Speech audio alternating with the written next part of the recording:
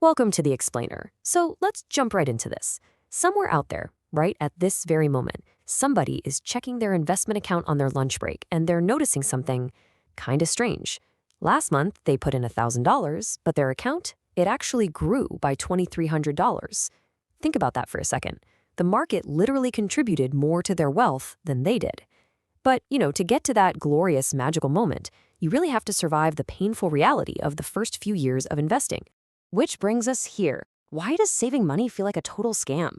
Look, if you've ever felt this way, you are definitely not alone. It can feel completely broken, excruciatingly slow, and honestly pretty pointless. It's literally like pushing a massive boulder that simply refuses to budge. And we're going to look at exactly why that happens. You see, our human brains are wired to extrapolate in straight lines. We see this tiny, almost microscopic growth early on, and we just assume that this agonizingly slow early progress is going to last forever. We think, man, this is a scam. And honestly, that's exactly why so many people abandon their plan right before it actually starts working.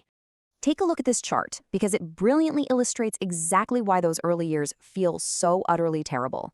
Let's look at a guy we'll call Marcus. Now, Marcus is doing everything right. He's faithfully investing $1,000 a month into a boring index fund.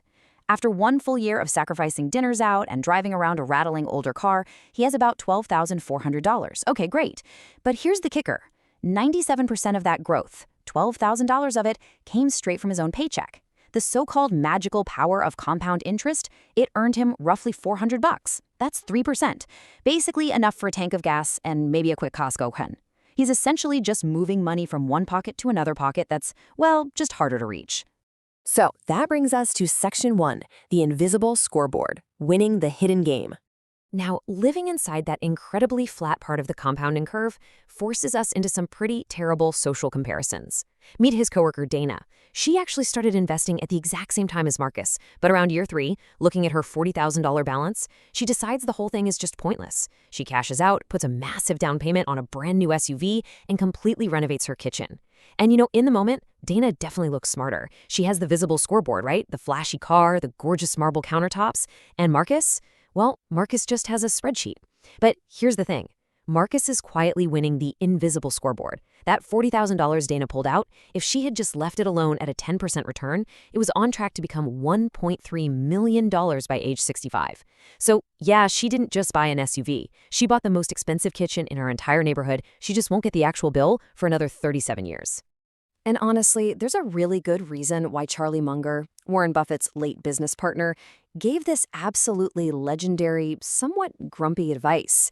He said, the first $100,000 is a bitch, but you gotta do it. He literally said he didn't care if you had to walk everywhere and eat exclusively with coupons, you just have to find a way to get your hands on $100,000. And he wasn't just being dramatic to validate the grind. No, he was pointing to a very real, very central mathematical threshold. Okay, let's dive into Section 2, the 2 wealth engines. Who is doing the heavy lifting? We really need to understand who is actually doing the heavy lifting in your portfolio. What Munger was hinting at is the fact that at any given moment, your wealth is actually growing from 2 very distinct sources. Engine 1 is you. It's your paycheck, your discipline, those monthly deposits you grind out. But Engine 2, that's the market. It's the automatic return your existing money just generates all on its own. Now, in the beginning, Engine 1 does basically everything. You are pulling the whole cart. But Engine 2 has this weird, beautiful property. It gets stronger every single year automatically, without you lifting a finger. And why? Because it's a percentage of a constantly growing pile. Which leads us right into Section 3, the crossover point. This is when the math finally flips in your favor. See, there is an exact calculable moment when the market officially becomes a harder worker than you are. It's simple math. Just take your annual contribution and divide it by your expected return. So if you invest $12,000 a year, divide that by a 7% return, and you get roughly a $170,000 threshold. Below that line, you are the engine. Above it, you are the passenger. And hey, if you assume a 10% return, that crossover point drops to just $120,000. This means that hitting your first 100K isn't just some arbitrary round number to celebrate. It's literally the on-ramp to the exact zone where your money's salary officially beats your contributions. How crazy is that? Moving along to Section 4, the unfair advantage, time compression and the hockey stick curve. Now, this is where the math stops being just merely interesting and starts becoming genuinely unfair in your favor. The timeline violently compresses.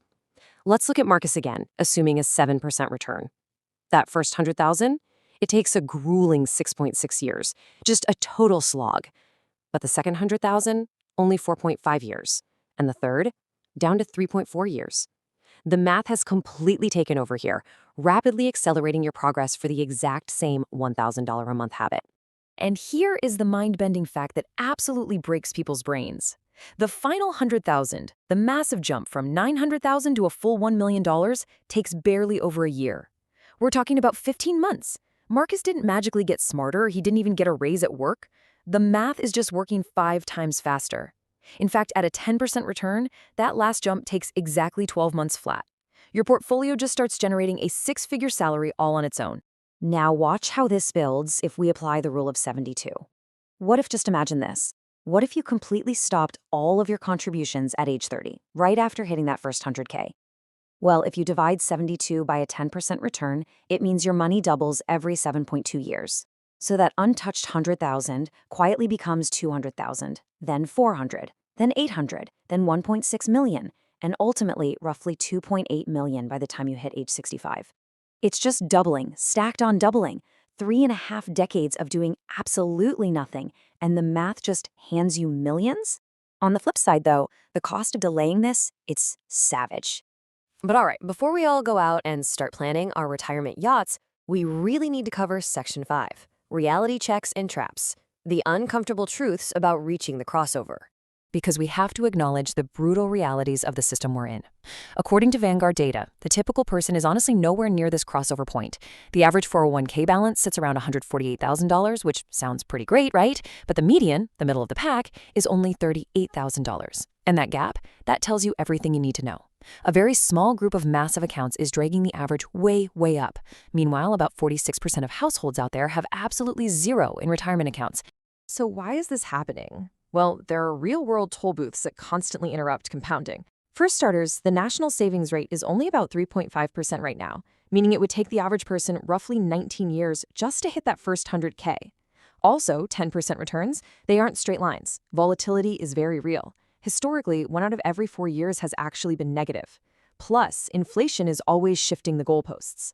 But honestly, the biggest trap of all is lifestyle creep. Hitting 6 figures suddenly feels like permission to go buy that German car or upgrade your apartment. And doing that pulls crucial fuel right out of engine 2 exactly as it's starting to rev up. Like Munger said, never interrupt compounding unnecessarily. Because every 10 grand you pull out at age 30 isn't just 10 grand, it's $280,000 you literally just stole from your 65-year-old self. So what's the actual, actionable solution for surviving this pre-100K grind? Step 1. Maximize your savings rate. Look, before you hit the crossover, your investment return barely even matters. Squeezing out an extra 1% on $20,000, that makes you, what, $200? But finding an extra $200 a month in your budget to invest, that gives you $2,400 a year. That is literally 12 times more impactful. Step 2, automate those contributions before your brain even gets a vote. Make it invisible. And step 3, ignore the account. Check it quarterly, not daily. Those flat, boring years, they're just the price of admission. Let's bring this all together in Section 6, the ultimate ingredient, the single superpower you cannot buy. I want you to take a look at this truly shocking statistic, 3%. Warren Buffett is currently worth well over $100 billion. But do you have any idea how much of that massive fortune he actually had at age 65? About 3%. Yep, 97% of one of the absolute largest fortunes in human history showed up after the age most people retire. And this brings us right to Buffett's incredibly famous quote, "Life is like a snowball. The important thing is finding wet snow and a really long hill." See, Buffett's true superpower wasn't actually his stock-picking talent. Honestly, plenty of managers have beaten his annual return percentage over the years. His real superpower was simply starting his snowball at age 10 and then never stopping. He found his first 100K super early, and he just let time do the heavy lifting for 8 decades. Time is the hill.